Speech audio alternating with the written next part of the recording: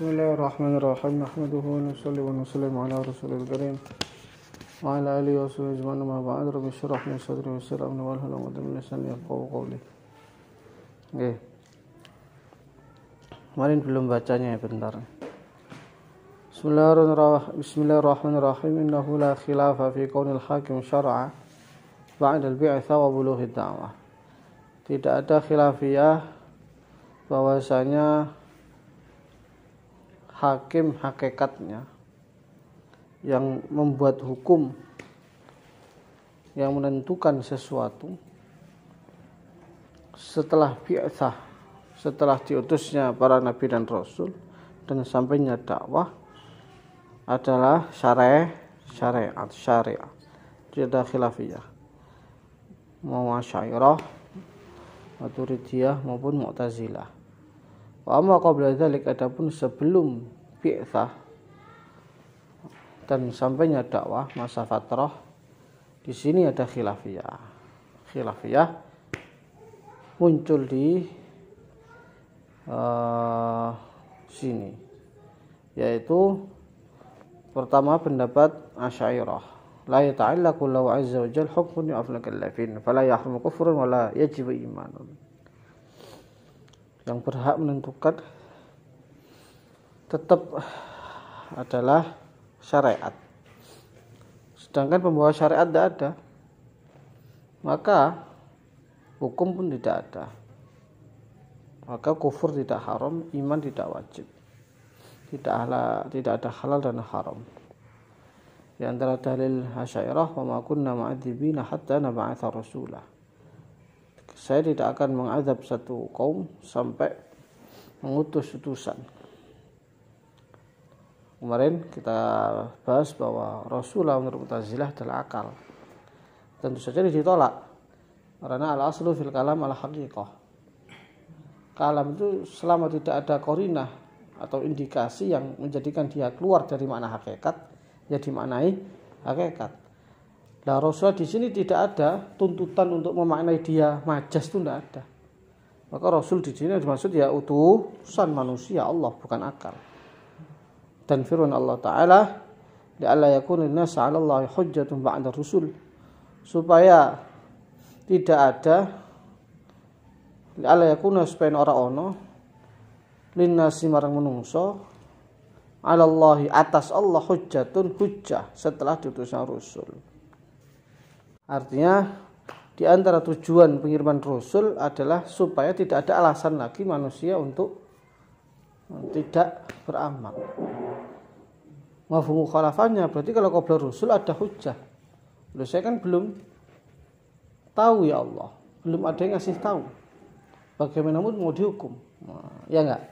Berarti qabla Rasul tidak ada hukuman. Mafhum dari ayat ini loh. Supaya setelah ada utusan ini tidak ada hujah, tidak ada alasan orang untuk menggugat Allah, kan begitu.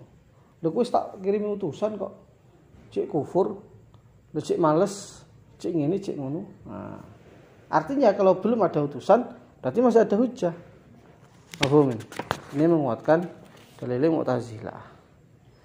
Asy'ariyah. Qalat al-Mu'tazilah innahu ta'allaq lahu ta'ala hukmun bima adraka al-aql fihi sifatu husni au qubhi li dzatihi aw li sifatihi. Fajibu 'ala al-kallafin ay ya'malu husna turqa bih wallahu ya'khudhu bi hasbi yudriku min dzalika bis syara'. Nah, nek jare Mu'tazilah, walaupun qabla al-bi'tsah ya tetap ada keburukan yang sampai diganjar itu bisa. Artinya iman ya wajib, kufur haram, zina ya haram, maling ya haram, ya dosa, dan lain sebagainya. Kenapa? Karena akal bisa menangkap hukum dari Allah, bisa menangkap dengan sendirinya tanpa perlu ada utusan. Qubah dan husn itu memang ada, bisa ditemukan oleh akal. Sehingga manusia yang mukallaf wajib mengamalkan yang husn dan meninggalkan yang qabih. Dan Allah juga berhak untuk menyiksa apa yang ditangkap dengan akal tadi. Jadi sampai berkonsekuensi siksa. masih masa fatrah kok nyolong, ya besok akhirat disiksa, dosa. Nah, gitu itu. Di antara dalil mereka wastadil liqouli ta'ala kullu yastawil khabithu wat thayyib. Tidak sama perkara buruk dan perkara baik. Artinya yang perkara baik dan buruknya tidak sama, memang hakikatnya itu ada. Kalau kita kan tidak ada hakikatnya. Yang menentukan baik dan buruk itu syariat. Tanpa hakikat kita nggak bisa mengetahui mana baik mana buruk. Di antara dalil lagi wallahu ya'lamu mufsida minal muslih. Allah mengetahui mana yang rusak, mana yang tidak. Mana yang merusak, mana yang memperbaiki. Tapi ini dijawab oleh ulama Asy'ariyah, di antara Imam Zakarkasi, kamu baca di takleknya itu. Fa nahnu naqul innal aql alatu tamyiz wa bihi tudraku alatul asya' wa tayassul ila hujaj. Wa innal kalam fi anna bi dhati hal yastaqilu ijabi syai'in akhar aw tahrimih. Wa sadra aidan asyabi an law kana hulqul bu'aqliyaini la kana Allah ghairu mukhtar fi ahkamihi. Jawaban pertama, kita tidak mengingkari bahwa akal itu merupakan media atau alat untuk membedakan mana baik mana buruk. Iya memang bisa, akal itu membedakan bisa. Tetapi masalahnya, apakah bisa mewajibkan atau mengharamkan? Apakah ada konsekuensi hukum di situ, hukum syar'i? Apakah kalau melakukan itu dapat pahala atau dosa? Sedekah ya apik, duwe dhuwit ning wong. Tapi apakah seluruh utusan itu bisa mendatangkan pahala? Paham enggak ini? Nah, itu yang dipermasalahkan. Kemudian yang kedua, kalau husn dan kubah itu akli, artinya ini harus baik, ini harus buruk. Akhirnya Allah tidak mukhtar dalam hukum-hukumnya. Sik kalah karo akal. Senentukan akhirnya akal duduk Gusti Allah. Lah ini mustahil. Tambihun pepiling. Nah, tentu saja pepiling di sini ini menurut Mu'tazilah yang disetujui sama musannaf. Ini kita tolak ya jelas ya. Hukmullah azza jalla bi timbali ma yudrikuhul aql yang qasim ila khamsi aqsam. Hukum Allah yang bisa ditangkap dengan akal juga terbagi menjadi 5. Wajib kaya apa bayar utang. Haram nyakiti wong, zalim, nampakkan sesuatu bukan pada tempatnya. Sunnah berbuat baik, wijeti wong, sedekah. Makruh tidak ada etika, wong tuwek ngomongnya kasar. Ibahah seperti tasarrufnya seseorang dalam kepemilikan dia. Aku duwe barang tak dol kena, tak hibah nih kena. Faham ya? Insyaallah besok lanjutkan lagi. Al-Fatihah. Bismillahirrahmanirrahim. Nahmaduhu wa nusalli wa nusallim ala rasulil karim wa ala alihi wa sahbihi ajma'in. Amma ba'd, rabbi shrah li sadri wa yassir li amri wahlul 'uqdatam min lisani yafqahu qawli. Ini pembahasan berikutnya, kemudian kita bahas hukum, kemudian bahas hakim,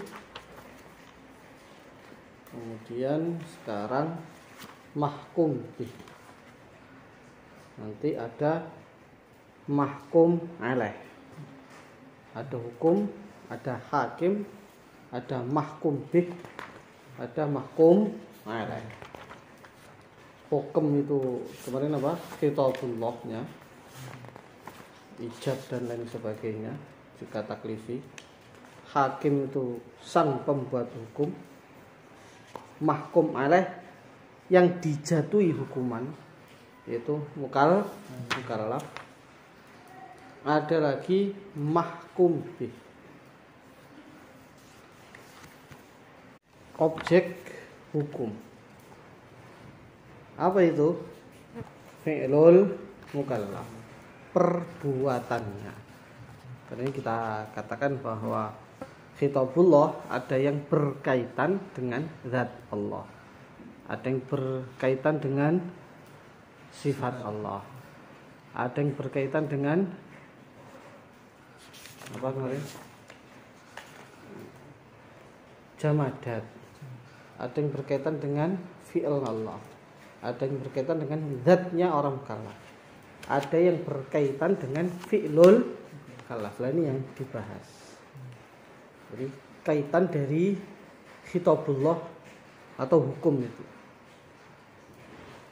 Fa muta'alliqul ijab yusamma wajiban, wa muta'alliqun nadab yusamma manduban, wa muta'alliqut tahrim yusamma haraman, wa muta'alliqul karahah yusamma makruhan wa muta'alliqul ibahah yusamma mubahan wa qad tusamma hadhihi muta'alliqat bil ahkam at-taklifiyah majazan.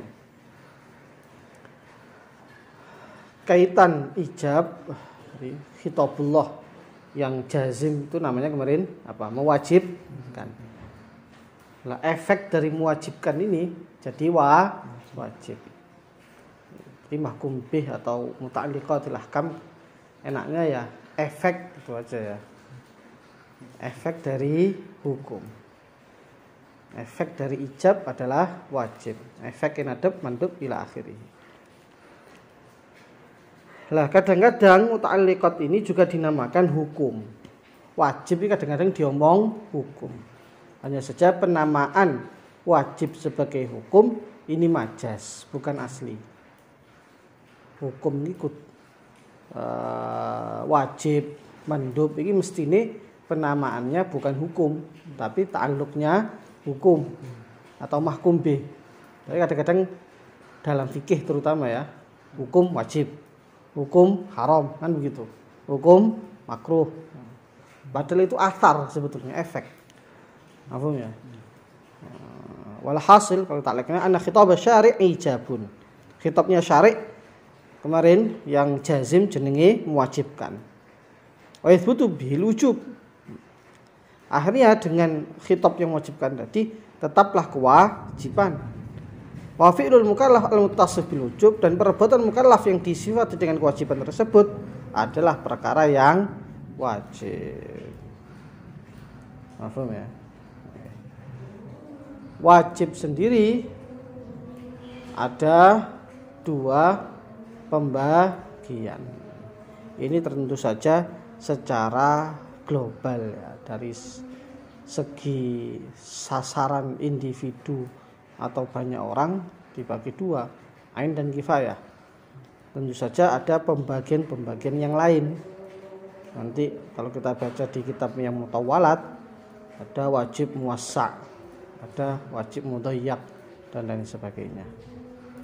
Tapi untuk kelas menengah ini sudah lebih dari cukup.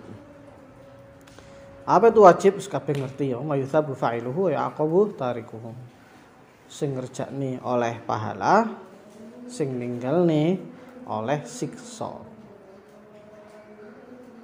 Loh, lah itu banyak enggak salat kok enggak disiksa. Nah, ada kalanya yu'aqab di sini maksudnya fil akhirah. Ada kalanya di dunia juga. Tapi kata-kata yu'aqu bitariku kata para ulama enggak mesti semua yang meninggalkan harus dihukum. Enggak. Satu orang sudah cukup untuk membenarkan definisi ini. Di definisi gak kudu kabeh yu'aqu bitariku seluruh tarikus shalah, seluruh tarikul wajibat kabeh kena hukum tanpa terkecuali 100% enggak mesti. Satu orang itu sudah cukup untuk membuktikan kebenaran yu'aqu tarikuhu. Jadi bisa saja maksudnya yu'aqu ba'du tarikihi gitu. Satu orang dihukum itu sudah cukup dikatakan bahwa yang meninggalkan kewajiban itu dihukum. Paham ya? Kemudian inna al-asah di ta'liqnya min al-aqwal anna al-fardh wal wajib wal hatam wal maktub kulluha alfadhun mutaratifatun tasduqu ala mahallin wahidin wa huwa ma yafa'alu tarikuhu. Wa hadha kullu jamaahil ummah ila al-ahnaf fa innahum yufarriquna bain al-wajib wal fard. Innal fardha ila al-ahnaf huwa ma yathbutu bi dalilin qat'iyyin la shubhata fihi wa anna al-wajib huwa ma yathbutu bi dalilin dhanniyin fihi shubhah. Defini atau istilahnya wajib dan fardhu iki padha kabeh menurut jumhur ulama, padha ae. Wajib dan fardhu tidak ada perbedaan kecuali mazhab Hanafi. Mereka membedakan nek fardhu kuwi perkara sing kewajibane didasarkan dalil-dalil qat'i. Salat 5 waktu, haji, apalagi zakat, apa meneh? Puasa Ramadan, ini fardhu. Tapi nek kewajiban yang dalilnya dzanni wajib. Tentunya apa? Witir. Nah, ini wajib. Termasuk zakat fitrah, kalau nggak salah Hanafi itu wajib. Karena dalilnya enggak qat'i. Dzanni. Qat'i maksudnya hadis atau Quran atau hadis mutawatir. Kalau hadis ahad itu masih dzanni. Dan lain sebagainya. Bisa dibaca di kitab-kitab fikih mazhab Hanafi. Wajib dibagi dua, ada wajib ain, ada wajib kifayah. Jadi segenah ya, enggak apa-apa. Ma qusida husuluhu min dzatin muayyanah aw min kulli ainin kat tahajjud al-mafrud 'ala Nabi sallallahu alaihi wasallam faqat salat al-khams wa shiyam Ramadan wa ghairihima fa inna tajibu 'ala kulli mukallafin. Wajib ain itu yang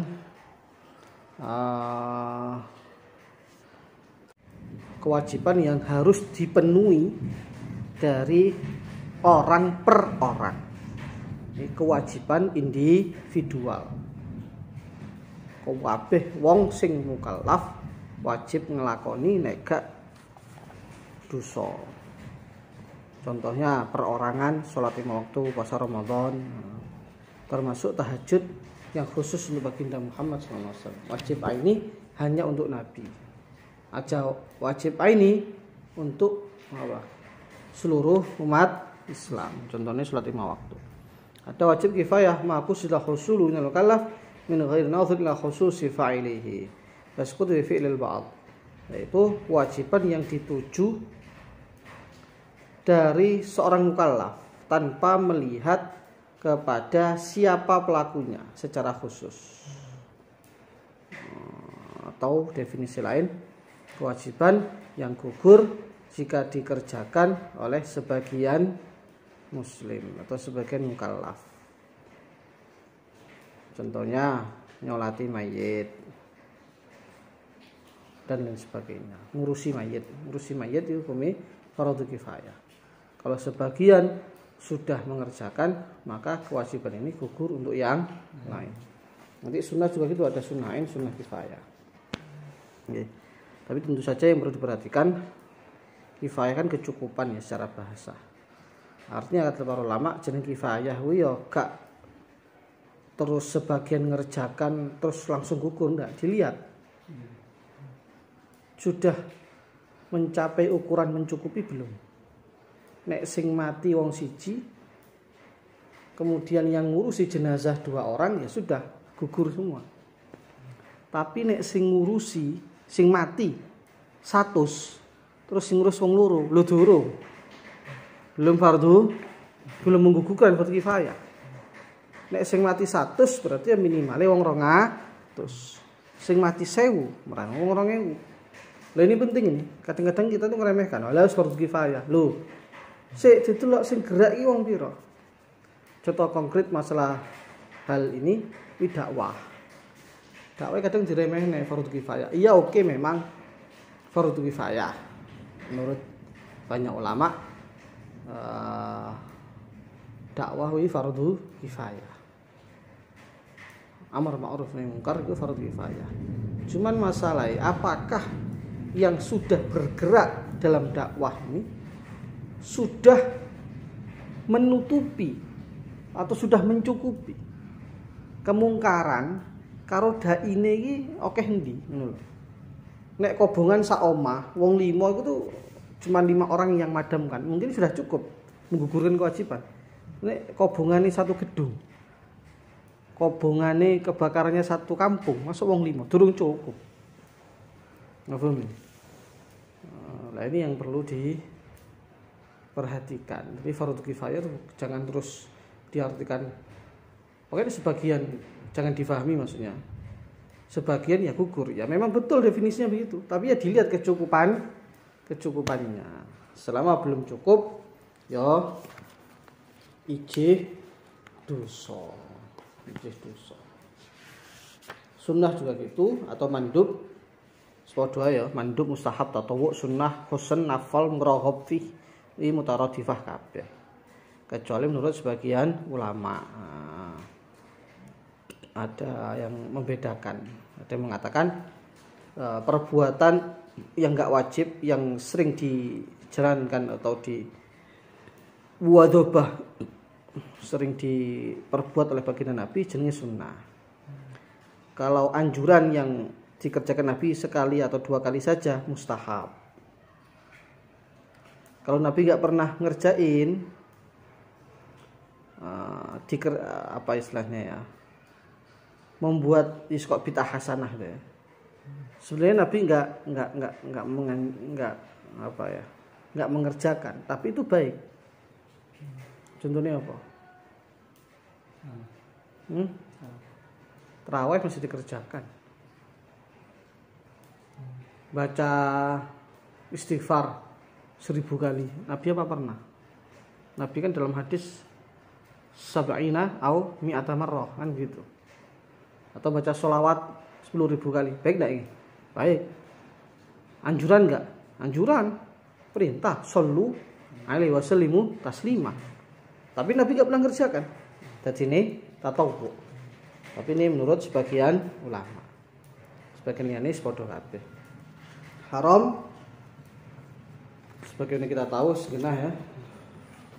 Kalau ngerjakan akan disiksa dan yang meninggalkan dapat pahala. Nama lainnya maksiat atau dzambun, mirip-mirip. Nah, tentu saja kata para ulama, la yutsabul insan ala tarkil haram illa bin niyyah. Ninggalke haram sing yutsabu di sini iki nek niat ninggalke haram. Nah, ini penting iki. Kadang-kadang kita itu kurang niat, kesalahan atau yang bikin orang gak pada jadi wali itu karena niat. Wali jadi wali karena rata-rata niat. Makanya cara turu, ojo gur niat me nggih nyegerni awak eman. Niat ben iso tahajud, ben seger ibadah.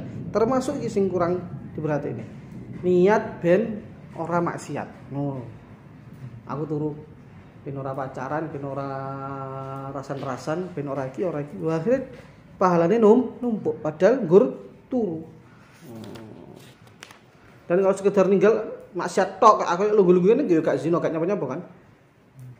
Tapi gak niat apa-apa, gak niat lungguh krana ninggal maksiat, ya wis golek ganjaran. Mane bedone wali gak wali ya iki. Ngopi niatno, aku ngopi iki ben ora keluyuran, ben ora pacaran, ben ora zina. Akhirnya kan ngopi oleh ganjaran tarkul maksiat. Makruh ninggalkan ganjaran, tapi kalau mengerjakan tidak disiksa kau oleh dosa. Lagi yang ngono, tentu saja dengan niat. Seperti basuh wajah 2 kali atau lebih dari 3 kali kalau itu airnya sendiri makruh. Banyune wong haram. Mubah fa'il atau tariknya sama-sama tidak dapat pahala, juga tidak disiksa. Istilah lainnya halal atau jaiz. Tapi tentu saja kalau kalau diniati dengan kebaikan ya nilainya beda. Mangan niat ben kuat ibadah. Mangan niat niru Kanjeng Nabi nggih dahar. Akhirnya dapat mahabbah, tambah dekat dengan Nabi. Waqat yutlaqu ala ma dharara ala fa'ilihi wa in kana tarku mahdhuran kama yaqulu al murtad mubah ay la dharara ala man araqahu. Kadang-kadang kata-kata mubah itu bukan diucapkan untuk malah yusabu fa'ilu wa la yu'aqab tarikuhu, tapi yang dimaksud ma la dharara ala fa'ilihi. Perkara yang tidak ada risiko, tidak ada dharar untuk yang mengerjakannya. Walaupun meninggalkannya itu dilarang. Seperti kata-kata damul murtad mubah, darahnya orang murtad ini mubah. Maksudnya apa? Darahnya orang murtad ini andaikan Anda alirkan, Anda bunuh, maka tidak ada kisos. Tentu saja pakai perincian-perincian yang ada di kitab fikih. Nah, ini tambahan lagi ya. Menurut jumhur makruh itu satu saja. Cuman menurut ulama Hanafiyah, laki-laki Hanafiyah dan sebagian kecil mazhab Syafi'i membagi makruh itu ada 2. Ada makruh tahrim, ada makruh tanzih. Makruh tahrim itu apa? Perkara yang dilarang oleh syarak dengan larangan yang kuat tapi dalilnya dzanni. Nek nahyan jaziman bidalilin qat'i dadine haram. Tapi nek dalile dzanni, hadis-hadis ahad ngomong ngono kuwi dadine makruh tahrim. Jadi mendekati haram. Bahkan ada mengatakan haram, cuman bedanya sama yang haram asli, yang mengingkari tidak kafir. Nek haram sing asli, sing qat'i zina, mbok halal nih kafir. Tapi kalau makruh tahrim dosa juga, tapi tidak sampai kafir. Kalau makruh tanzih itu tuntutannya ghairu jazim, tidak kuat. Tidak kuat menurut mazhab Hanafi dan sebagian Syafi'i.